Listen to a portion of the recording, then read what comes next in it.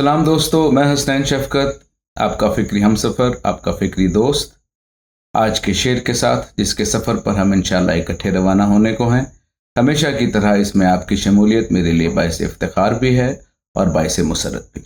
तो without further ado चलते हैं आज के शेर की तरफ। मोहतरमा रेहाना कमर साहिबा का बहुत बेसाख्ता शेर है। देख लो आखिर परिंदा मर गया, मैं न कहती थी कि पिंजरा खोल दें। तो ये बहुत खूबसूरत शेर आज हमारे पेश नज़र रहेगा और हमारा पहला सेगमेंट होता है कि जहां हम मिसरे की शेर की नसरी तरतीब करते हैं, मुकद्दरात को खोल देते हैं ताकि एक लीनियर अंदाज में शेर सुनने वाले की समझ में आ जाए। तो इस शेर में शायरा यही कह रही हैं कि मैं बहुत देर से अपने साथी से ये कह रही थी कि पिंजरा खोल देते हैं, क्योंकि इसमें जो परिंदा है वो आज़ादी की ख्वाहिश हर परिंदे की तरह उसके दिल में भी होगी। तो मैं क्योंकि एक औरत होने के नाते उससे रिलेट कर सकती हूँ, तो मुझे अंदाज़ा है कि पिंजरे में ये परिंदा खुश नहीं है और आज़ादी चाहता है, प्रवास चाहता है। तो मैं बहुत देर से आपसे और अपने साथी से ये गुजारिश कर रही थी कि चलो मिलकर इस पिंजरे को खोल देते हैं, लेकिन इसमें देर कर दी और अब ये देख लो कि आखिर ये परिंदा मर गया। तो ये तो इसके एक लीनियर मफहूम है। अब हम चलते हैं इस शेर के तलाज़माती निज़ाम की तरफ, जहां इस शेर के मानी कुछ खुलकर हमारे सामने आएंगे। तो नाजरीन, सबसे पहले शेर है तो एक जो फ़लसफ़ियाना नुक्ता नज़र है उससे इनको देख लेते हैं। लेकिन बहरहाल ये सिर्फ एक शेर नहीं है, ये ज़िंदगी के हर उस मंज़र का नौहा है जहां पे आज़ादी को रोक दिया गया है, जहां जहां ख्वाबों को कैद किया गया है और जहां जहां दिल को परवाज से महरूम कर दिया गया है। तो फ़लसफ़ियाना अंदाज में अगर हम देखें तो वजूद की जो बका है वो सिर्फ सांस लेने में नहीं है। इंसान सिर्फ जिंदा रहने के लिए पैदा नहीं हुआ, वो जिंदगी गुजारने के लिए, जिंदा रहने के लिए पैदा हुआ है। और हकीकी तौर पर जीना सिर्फ उसी वक्त मुमकिन है जब आज़ादी मुयस्सर हो, पिंजरा खुला हुआ हो और परिंदे को परवाज की गुंजाइश भी मिले। तो ये एक फ़लसफ़ियाना निगाह से अगर हम देखें तो इस शेर के मानी तलाज़माती निज़ाम में यूँ खुलते हैं। दूसरा शेर है रोमांटिक और रोमानवी अंदाज से इसको देखना ही पड़ेगा। तो रोमानवी सतह पर ये एक दिल की गहराई है, एक दिल की कहानी है, क्योंकि मोहब्बत कभी कैद बर्दाश्त नहीं करती। इश्क को अगर पिंजरे में डाल दिया जाए और अगर उस पर कुछ शर्तें आयद कर दी जाएं, अगर उसके पैरों में जंजीर डाल दी जाए तो वो दम तोड़ देता है। मोहब्बत को खुला आसमान चाहिए होता है, छत या दीवार नहीं चाहिए होती। और ऐसी तलाज़माती तनाजुर में हम एक और पहलू से भी इस शेर को समझने की कोशिश करते हैं। और हमारी ईस्टर्न पोइट्री में, मशरिक़ की शायरी में तो जब तक एक मिस्टिसिज्म और सूफियाना तर्ज कि कोई टोन पैदा ना हो शेर में, तो वो हम लोगों के बतौर क़ारीन दिलों पर असर नहीं करती। तो इसलिए हम ये देखते हैं कि हर शेर में जो भी मशरिक़ में कहा जाता है उसमें एक सूफियाना टोन जो है वो बहरहाल मौजूद रहती है। तो सूफ़ी के नज़दीक तो ये परिंदा आप समझ लीजिए रूह है और पिंजरा जो है जिस्म है। तो रूह की असल मंजर तो ऊपर है, नूर की तरफ, हक की तरफ। लेकिन जब दुनियावी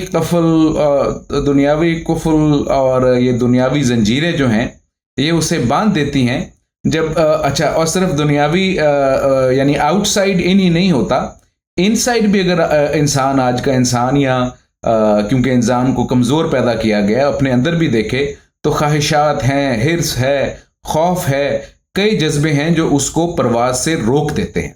तो वो परवाज उसकी अधूरी रह जाती है, वो नूर से कट जाता है। और यहाँ पे इस तनाजुर में जो परिंदे का मरना बताया गया है वो ये है कि उसकी जो एक रूहानी परवाज हो सकती थी वो बिल्कुल ही ख़त्म कर दी गई है। जैसे कि इरशाद बारी ताला भी है कि हम दिलों पर कुफल और दिलों पर मोहरें लगा देते हैं। तो ये जो दिलों पर एक मोहर लग जाती है, इसको भी हम यही कहेंगे कि पिंजरे में परिंदा जो है वो मर गया। लेकिन जो बहुत ज़रूरी इस शेर में बात है वो इसका निसाई पहलू है, इसका फेमिनिस्ट पहलू है। क्योंकि अगर एक फेमिनिस्ट पर्सपेक्टिव से ये बात आएगी ना, तो ये सच्चाई जो है ये कुछ मजीद तल्ख होती हुई दिखाई देती है।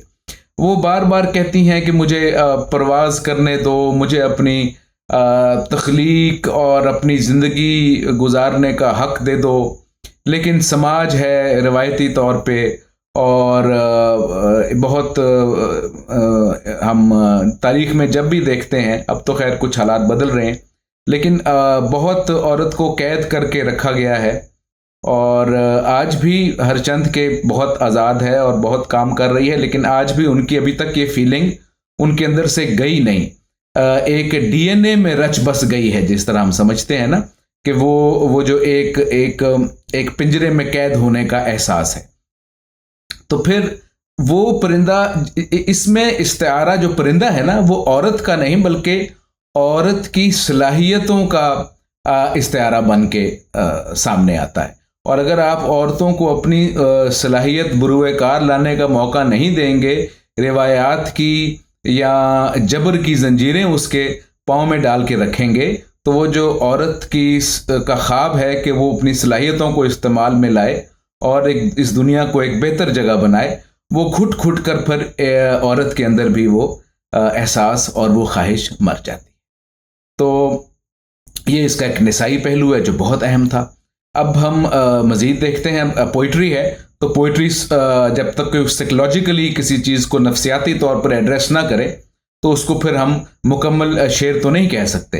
तो हमारी कोशिश तो यही होती है कि हम जो भी शेर बात करने के लिए सिलेक्ट करें, सबसे पहले तो ये है कि क्या उस शेर ने, मैं माजरत चाहता हूँ लेकिन मुझे मज़ा दिया कि नहीं दिया, और उसके अंदर इतनी गुंजाइश थी कि नहीं थी कि मैं उसके अंदर डीप डिग करने की कोशिश करूं और उसके अंदर गौता लगाऊं और कुछ मज़ीद जो गौहर नायाब हैं उनकी भी तलाश जारी रखूं। तो हम ऐसे ही शेर यहाँ पे डिस्कस करते हैं।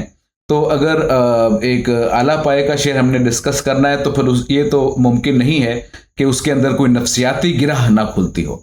तो इस तनाजुर में ना, नफ्सियात के तनाजुर में, यही परिंदा जो है ये हमारे दिल की ख्वाहिशात हैं, वो ख्वाब हैं जो हम बचपन से पालते हैं, लेकिन जब फिर हम उन्हें दबाने लगते हैं, जब हम अपने अंदर के परिंदे को पिंजरे में डाल देते हैं कि हमने ज़िंदगी गुजारनी है, कैरियर बनाना है, फैमिली को सपोर्ट करना है, दिस वे, मतलब जितनी भी दुनियावी ख्वाहिशात हैं, तो फिर वो ख्वाब जो हमने बचपन में एज अ बच्चा, एज अ चाइल्ड, मासूमियत में वो ख्वाब जो देखे होते हैं वो दम तोड़ देते हैं और बाकी रह जाता है सिर्फ पछतावा, एक अफसुर्दा सी खामोशी और एक अंदरूनी मौत।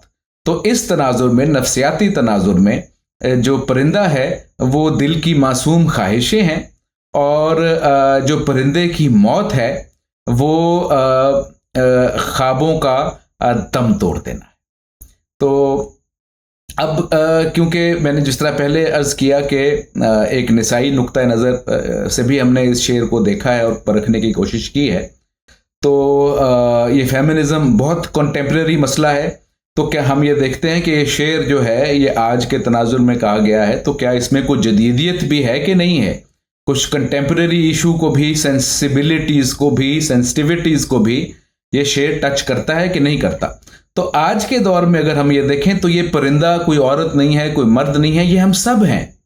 ये वो नौजवान है जो अपनी सोच को आज़ाद करना चाहता है, वो शायर है जो नए ख्वाब देखना चाहता है, वो औरत है जो अपनी इस दुनिया में अपनी ज़िंदगी अपने अंदाज से जीना चाहती है। ये हर वो दिल है जो अपनी हकीकत को बरतना चाहता है, लेकिन सिस्टम्स हैं, रिवायात हैं, इदारे हैं, खौफ हैं, ये सब मिलके एक पिंजरा बना डालते हैं। और एक पिंजरे की तशबीह, एक तमसील बहुत वाज़ेह होती है, क्योंकि हम देखते हैं कि पिंजरे में सलाखें होती हैं ना, तो वो ये सब, ये सिस्टम, ये रिवायतें, ये खौफ, ये इदारे और ये सब जितने भी ये जंजीरें हैं, ये या जंजीर का हल्का समझ लीजिए या पिंजरे की इनको सलाखें समझ लीजिए। तो जब वक्त निकल जाता है तो फिर हम सिर्फ ये कहते हैं कि काश ये पिंजरा जो है कोई हमारे लिए सही वक्त पर खोल देता। तो सोचें कि ये शेर एक इतना बेसाख्ता शेर, छोटी बहर में छोटा सा शेर, और इसमें कोई कॉन्शियस एफर्ट नहीं किया गया कि कोई नफ्सियाती गिरा खोली जाए या कोई इल्मी मसला बयान किया जाए या कोई सकील बात की जाए। ऐसा कुछ भी इस शेर में नहीं किया। बड़े एक ऐसा मंजर पेश किया है जिनसे हम सब लोग रिलेट कर जाते हैं। लेकिन शायरी का मकसद ही ये होता है कि जो चीज़ें हम देखते हैं और उनसे हम सरफे नज़र कर जाते हैं as a matter of routine, शायरी हमें यह बताती है कि एक एक मंजर के अंदर इस दुनिया में आप जो कुछ देखते हैं, जो कुछ सुनते हैं, उस हर मंजर में, उस हर लम्हे में एक पूरी दुनिया आबाद है। और अगर आप अहले नज़र हों, अगर आप अहले समात हों और कोशिश करें कि आप अपने अपने रूहानी दर्जात को बुलंद करें, अपने इंटेलेक्ट को बुलंद करें, चीज़ों को सोचें और समझें और परखने की कोशिश करें, तो फिर ऐसे शेर वजूद में आते हैं और ऐसे शेर को की जो क़िरत है और ऐसे शेर की जो अंडरस्टैंडिंग है वो समझ में आती है। तो आप ये देखिए कि ये शेर महज एक परिंदे का नौहा नहीं है, ये हम सब की कहानी है। हम सब के अंदर एक परिंदा है और हम सब एक ना एक किसी ना किसी पिंजरे में कैद हैं। अब सवाल देखिए, अब वो ये हम ज़रा बात आगे भी जाके करते हैं इसके लफ्ज़ी बंदोबस्त में, लेकिन सवाल ये नहीं है कि परिंदा मर गया। सवाल ये है कि क्या हमने वक्त पर पिंजरा खोला, और यही सवाल है जो ये शेर हमें उठाता हुआ दिखाई देता है। तो ये इस शेर का एक मुख्तसर लेकिन कोशिश मैंने की कि जामे तलाज़माती निज़ाम वाज़ह हो सके।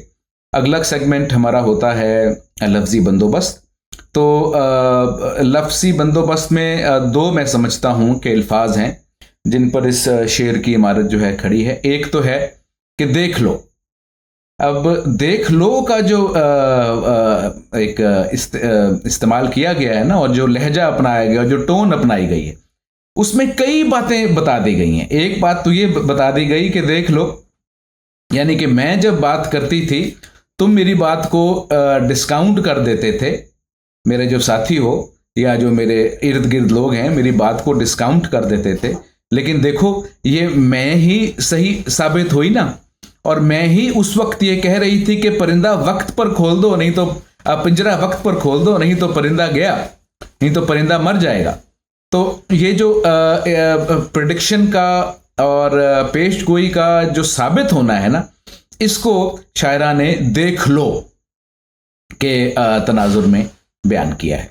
और दूसरा मैं समझता हूं कि ये जो शेर में मैं न कहती थी, तो इसमें कोई बहुत ज़रूरी नहीं होता शायरी में कि जेंडर का जो सीगा है वो इस्तेमाल किया जाए तो शेर बने, और या जो ख़वातीन जो शायरात हैं वो मुअन्निस के सीगे में शायरी करें, और जो हजरात हैं जो शोरा हैं वो मुज़क्कर के सीगे में शायरी करें। ये कतन ज़रूरी नहीं होता। ना हम देखते हैं इसको आलमगीर रिवायत में, बल्कि कई दफ़ा आपने ऐसा देखा, इवन मगरिब में भी जॉर्ज इलियट का नाम है, जिन्होंने अपना नाम खातून होते हुए भी नाम जॉर्ज रखा ताकि उनको सीरियसली पढ़ा जाए और उनको इजाज़त मिल सके कि वो ये क्रिएटिव एंडेवर्स जो हैं अपने जारी रख सकें। तो लेकिन शायरी में हम शायर की जेंडर को अलग रख के देखें, उस तरह भी एक पूरे का पूरा मतलब वाज़ह होना चाहिए। और अगर शायरा या शायर ये तय करते हैं और शऊरी तौर पे कोशिश करते हैं कि जेंडर जो है, जो सीगा है मुअन्निस का या मुज़क्कर का, वो वाज़ह हो जाए, जैसे कि हमें इस शेर में नज़र आया कि उन्होंने, वो कहती थी, उन्होंने कह दिया, ज़रूरी नहीं था कि वो यही लफ्ज़ इस्तेमाल करती हैं, वो कुछ भी और इस्तेमाल कर सकती थी। बहुत सीनियर और बहुत पुरानी और कादिरुल कलाम शायरा हैं, लेकिन उन्होंने यहाँ ये मुनासिब समझा कि ये शेर का एक निसाई पर्सपेक्टिव इधर खोल दिया जाए। और ये हमने अभी ऊपर देखा भी कि निसाई पर्सपेक्टिव तो सिर्फ एक पर्सपेक्टिव है ना, इसके जो दीगर पर्सपेक्टिव हैं, जो जेंडर ब्लाइंड या जेंडर इक्वल पर्सपेक्टिव्स हैं, वो सब भी हमने देखे कि इस शेर में बहुत खूबसूरती के साथ बयान हुए। तो अब सवाल ये उठता है कि यहाँ पे ये निसाई पर्सपेक्टिव को या निसाई सीगे को यहाँ पे लाना क्यों ज़रूरी समझा गया। तो देखिए, उससे बहुत चीज़ें खुलती हैं। माफ़ कीजिएगा, देख लो, यानी वो बात कर रही है एक औरत अपने साथी से जो लामुहाला मर्द ही होगा, ठीक है। तो यहां पे देख लो और देख लें का इस्तेमाल नहीं है, देख लो यानी एक फर्द से, अपने साथी से बात की जा रही है, जो कि वादी नजर में महबूब ही होगा, या जो मेट जिसको कहते हैं, जिसके साथ एक रोमांटिक इन्वॉल्वमेंट मर्द और औरत की होती है आपस में। तो उस हवाले से वो अपने साथी से बात कर रही है कि देख लो, यानी कि इससे जो गिरा मुझे खुलती भी महसूस हो रही है कि औरत चाहे जदीद भी हो ना, लेकिन वो मर्द को, जो उसका साथी है, उससे अलग होकर, उसको डिस्काउंट करके, उसको माइनस करके कोई काम नहीं करना चाहती। फितरी तौर पे औरत जो है वो मर्द की तरफ इंक्लाइंड भी होती है, एक फितरी तौर पर उसके अंदर वफा का जज्बा भी होता है, और फितरी ही तौर पर उसके अंदर अपनी ख्वाहिशात के इजहार का जो जो जो एक तशनगी है, उसको एड्रेस करने की ख्वाहिश भी मौजूद रहती है। तो ये आप देख लीजिए किस खूबसूरती से उन्होंने यहाँ पे ये निसाई सीगा इस्तेमाल किया कि औरत जदीद भी हो तो वो काम बहरहाल अपने मर्द के साथ, अपने साथी के साथ मिलकर ही करना चाहेगी। उसका कभी भी ये मतमय नजर नहीं है कि वो अपनी जिंदगी से हरचंद के मर्द ही हैं जो कि जो कि पाँव में जंजीरें डाल के रखते हैं, जो कि पिंजरे को बंद भी करके रखते हैं औरत के लिए, लेकिन इसके बावजूद वो अपनी वफा के हाथों ये नहीं चाहती कि मैं पिंजरा तोड़ कर उड़ जाऊं।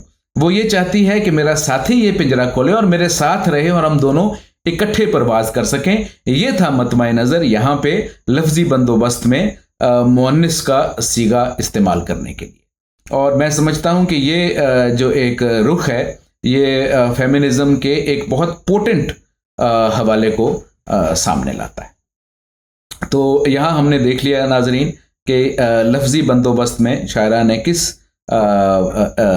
उनकी कोना मशकी सामने आती है कि किस खूबसूरत तरीके से और कितने फसीह तरीके से इस शेर को बलीग बनाया है अपने सुनने वालों के लिए।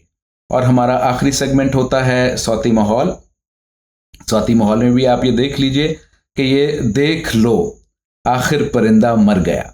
अच्छा, इसके अंदर कहीं भी एक क्योंकि नेजल साउंड्स नहीं हैं, ओपन साउंड्स नहीं हैं, तो ये लगता है कि एक मेलनकली जो होती है ना, एक तासुफ जो होता है, वो इस शेर इस मिसरे की सौत में ही आपको नजर आता है कि इस मिसरे की सौत में ही एक तासुफ है कि देख लो आखिर परिंदा मर गया, देख लो आखिर। ये क्लोज लफ्ज इस्तेमाल करके उन्होंने एक तासुफ पैदा किया है। और आखिर में आप देख लें कि वो नेजल साउंड्स की तरफ आ गई हैं। नेजल साउंड्स आप ज़हन में रखिएगा, जब भी आती हैं तो वो आपका सांस खुला हुआ जब होता है ना, तो उस वक्त नेजल साउंड्स बरामद होती हैं।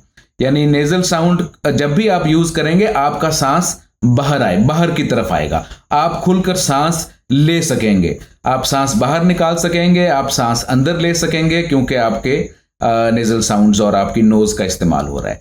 तो इसलिए अगले में आप जब मिसरे में आते हैं तो आप ये देख लेते हैं कि मैं ना कहती थी कि पिंजरा खोल दो, तो मैं नेजल साउंड, ना नेजल साउंड, पिंजरा नेजल साउंड, खोल दें नेजल साउंड। तो ये सारी नेजल साउंड आके यहाँ पे उन्होंने एक सांस की आमद व रफ्त बहाल की है।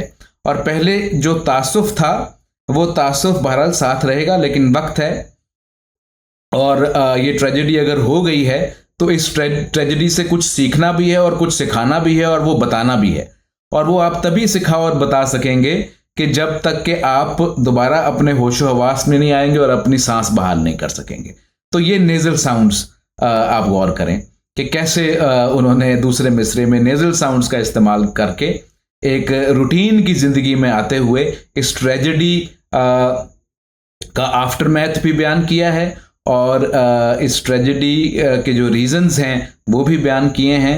और ये साथ ही साथ इस तरफ भी इशारा किया है कि ये पिंजरा वक्त पे खुल जाना चाहिए था, ये परिंदा तो मर गया, अगले परिंदों की जिंदगी हमें अगर अजीज है तो हमें पिंजरे वक्त पर खोल देने चाहिए। आपकी समातों का बेहद शुक्रिया। इंशाल्लाह अगले शेर के साथ अगले हफ्ते आपसे फिर मुलाकात रहेगी। तब तक खुश रहिए और सोचते रहिए। अस्सलाम।